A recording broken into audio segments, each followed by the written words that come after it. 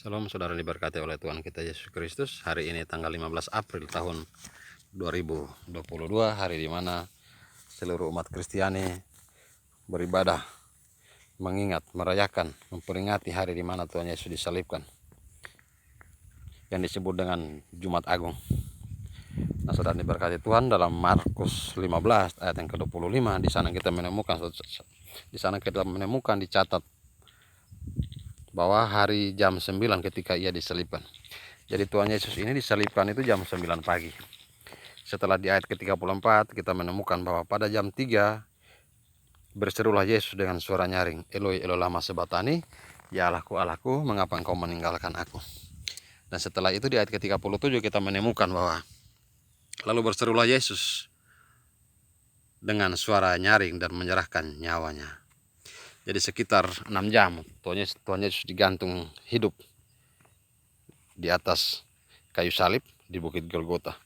Dalam keadaan hidup digantung, dalam keadaan tubuh penuh dengan luka oleh karena cambukan, dalam keadaan tubuh penuh dengan darah yang menetes dari luka-lukanya ini, saudara. Lukanya ini bukan luka sayatan, tapi luka sobekan. Karena di ujung dari cambuk yang dipakai untuk mencambuk Yesus ini, di ujung cambuknya itu berbentuk seperti mata kail, yang bila mana dipukulkan dan ditarik, ia akan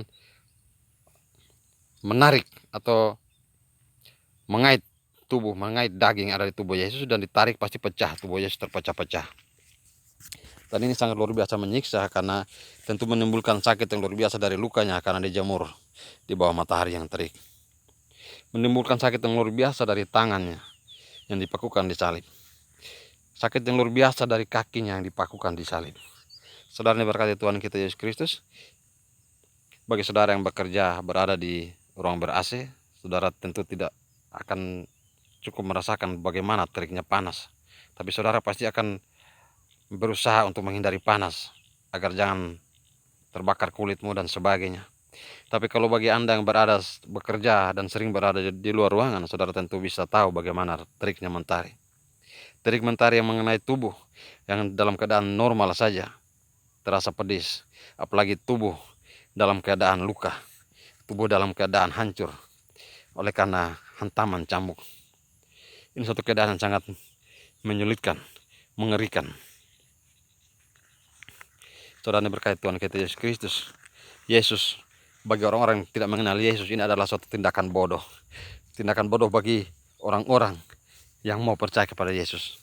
Tapi bagi kita yang percaya dan merasakan kasih Tuhan, ini adalah suatu pengorbanan yang luar biasa, yang tak dapat dibayar oleh apapun juga. Oleh apapun juga yang saudara miliki, oleh apapun juga yang kita punyai, tak bisa kita berikan membalas penebusan ini. Oleh karena itu saudara diberkati Tuhan, jangan menyia-nyiakan kesempatan penebusan ini. Yesus sudah berkata di kayu salib dalam kalimat yang pertama, ya Bapakku, ampunilah mereka karena mereka tidak tahu apa yang mereka perbuat. Semua kita pernah melakukan kesalahan, bisa melakukan kesalahan. Tapi banyak kali kesalahan pelanggaran kita lakukan dengan kita tidak mengetahui bahwa itu salah. Makanya Yesus mengatakan bahwa ampunilah mereka karena mereka tidak tahu apa yang mereka perbuat. Imam-imam kepala, Herodes, pasukan-pasukan, orang-orang yang menghujat Yesus. Bahkan kita, kalimat ini sampai kepada kita. Maka diperlukan pertobatan untuk setiap kita. Pertobatan ini diberikan secara gratis, bahkan kepada penjahat yang sangat kejam sekalipun, yang berada digantung bersama dengan Yesus di salah satu sisi dari Yesus ini.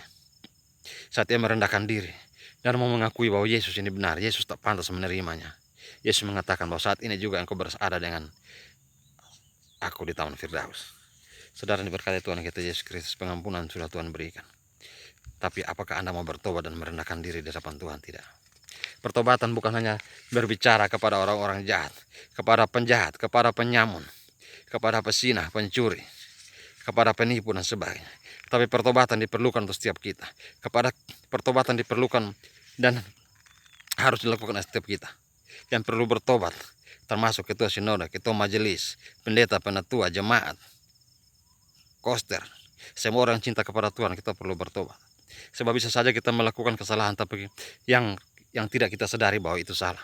Tapi bisa saja yang menurut kita benar, kita sedang menentang Allah di surga. Saudara diberkati Tuhan kita Yesus Kristus, Yesus berseru, berdoa sampai 3 kali di Taman Getsemani. Sekiranya mungkin cawan ini lalu daripadaku, tapi jangan kehendakku, tapi kehendakmu. Yesus taat kepada Bapa. Saat kehendak dari Bapa mengatakan bahwa Yesus harus disalibkan, Yesus tidak lari, Yesus tidak meminta pertolongan kepada malaikat turun dan selamatkan aku. Tapi Yesus taat. Ini bukan bicara masalah iman. Bukan masalah iman sebesar biji sesawi atau lebih besar dari biji sesawi. Tapi ini berbicara tentang bagaimana Allah mau menjawab atau tidak. Allah mau memberikan kepadamu sesuai dengan yang kau minta atau tidak. Makanya saudara diberkati oleh Tuhan kita Yesus Kristus. Penderitaan, persoalan, beban hidup apapun juga, jangan sampai membuat kita jauh daripada Tuhan. Bukan berarti saudara tidak beriman, tapi mungkin saja Bapa di surga belum mau menjawab, memberikan kepadamu sesuai yang kau minta.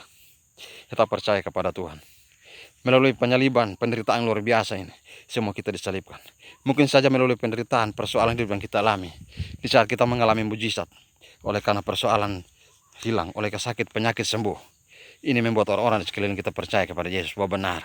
Karena ia percaya dan bersandar kepada Yesus, maka ia ditolong dan ia selamat. Saudara, mujizat itu terjadi untuk juga orang lain yang melihat mujizat itu terjadi. Bukan hanya untuk kepada kita yang mengalami mujizat. Yesus mengatakan kepada orang sakit, dosamu telah diampuni. Dan diteruskan dengan dia, bangunlah dan berjalanlah. Saudara, dosa ini sudah diampuni. Dosa yang merupakan penghalang doa kita kepada Tuhan yang dicatat dalam Yesaya 59. Dosa ini sudah dihapuskan oleh Tuhan kita Yesus Kristus di Golgota saat digantung di salib. Saat Yesus mengatakan bahwa sudah selesai. Tidak ada yang menghambat kita datang kepada Tuhan. Asal Anda mau datang kepada Tuhan. Tuhan Yesus mengatakan bahwa mintalah, maka engkau akan diberi. Carilah maka engkau mendapat, ketoklah maka pintu dibukakan bagimu. Tetap cinta kepada Tuhan Yesus, cari hadiratnya, jangan jauh-jauh daripadanya. Sebab ia yang luar biasa, sungguh sangat luar biasa. Anda bisa merasakan mujizat dalam hidupmu. Entah sakit penyakit disembuhkan, entah pemulihan keluarga, pemulihan ekonomi dan lain sebagainya. Kalau Anda belum menerimanya, tetap berdoa kepada Tuhan. Bukan berarti Anda tidak beriman, tapi Bapa di surga belum memberikan seturut yang kau mau. Tapi pasti ia akan memberikan. Sebab sebagaimana Bapa sayang kepada anaknya, begitupun juga ia sayang kepada kita. Shalom. Semoga memberkati semua kita yang mendengarkan, melihat, menonton video ini.